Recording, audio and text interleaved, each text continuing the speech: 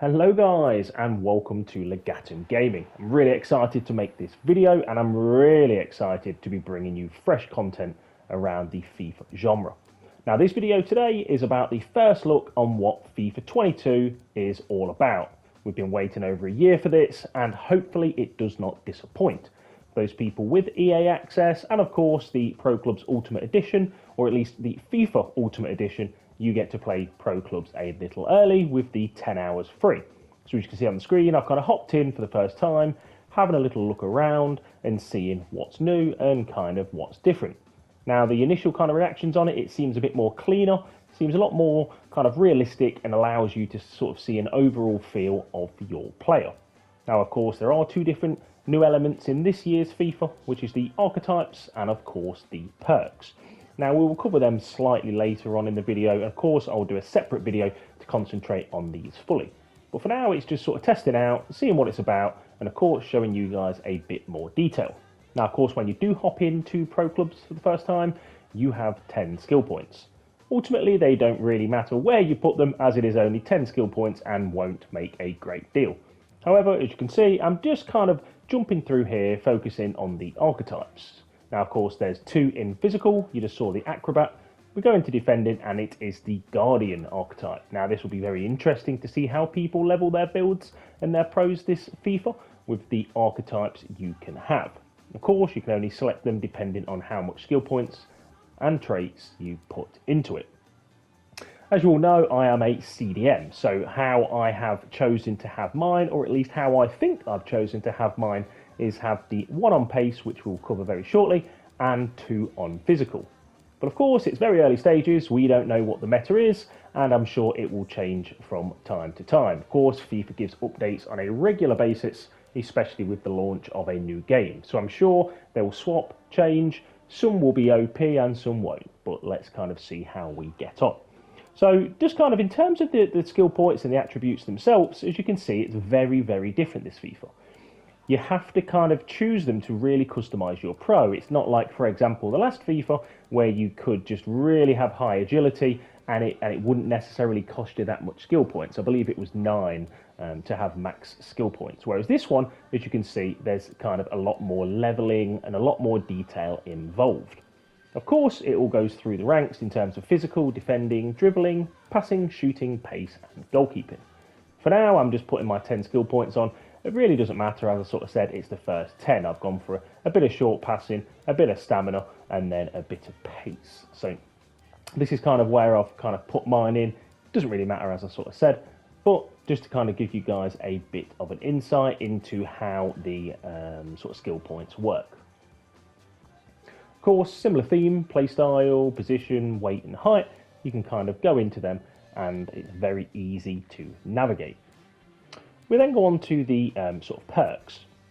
Now, perks is new to this FIFA, and again, it adds a very seamless detail, which will allow a lot of customization.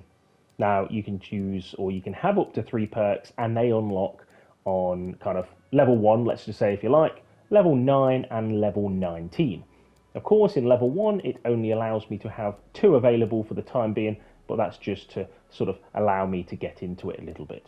One is the assist trait and the other is the defensive closer. For now, it doesn't really matter again which one, but just to kind of show you a little more, you know, active first touch, there's hot streak, there's a lot of different customizations to sort of be had on the game. Just a quick tip, sort of, you don't just click it, it doesn't just go on, you kind of have to click and then you have to sort of select the empty sort of icon. It doesn't actually work. So just to kind of sort of show you that again, I'm going to go on to the sort of assist streak, click it and it doesn't work. And then I sort of go to the circle itself and I have to click it to put it on. So for now, it doesn't really matter. It's just kind of trial and error just to sort of see what it looks like.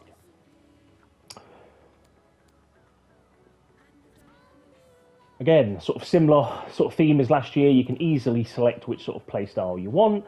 You can then go on to sort of if you want to set up a CDM, left mid, right mid, striker, really easy to use. And of course, it's still got the same functions as last year where you can see your overall sort of stats from each position, such as defending, goalkeeping, midfielder and striker.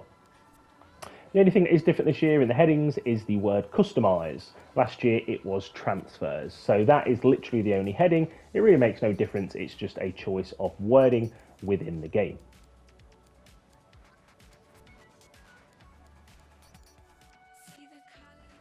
Now, jumping on to a Pro Clubs drop-in, this is amazing. This is arguably one of the best features if you haven't got a regular. As you can see, you can invite all of your friends. You can make sort of your own party within drop-in just to make it a bit more customizable. Save you sort of, we've all had them games where you play, the goalkeeper runs up the pitch, the strikers call for the ball, and everyone tries to do skill moves. It is incredibly poor.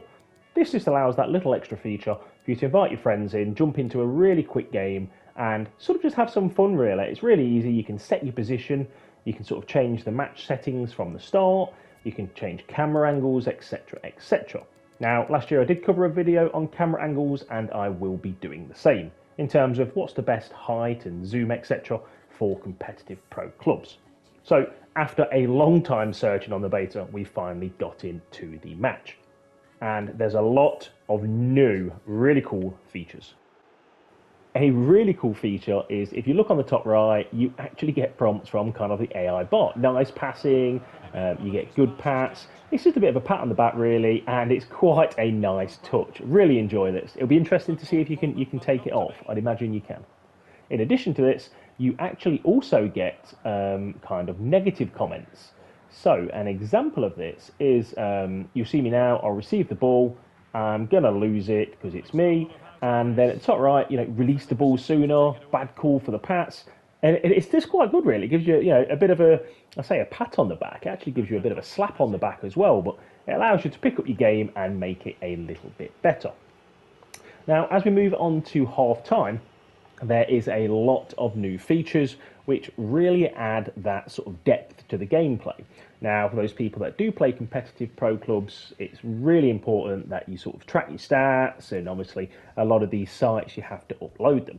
Now for this, just have a look at that. You sort of stand back at the screen, you have a look, it's a lot more detail. Shot accuracy, we've got the heat maps on, we've got kind of the total passing overall with detailed descriptions, whereas the last FIFA it was just kind of interceptions made, and you couldn't really look more at it. And then of course it's still got the similar performance as last year where you can review yourself. Now the good bit about this is you can do it against your team with the heat maps included, and it provides a lot more detail. So this is a really welcomed feature, and I'm sure a lot of you will really love this feature.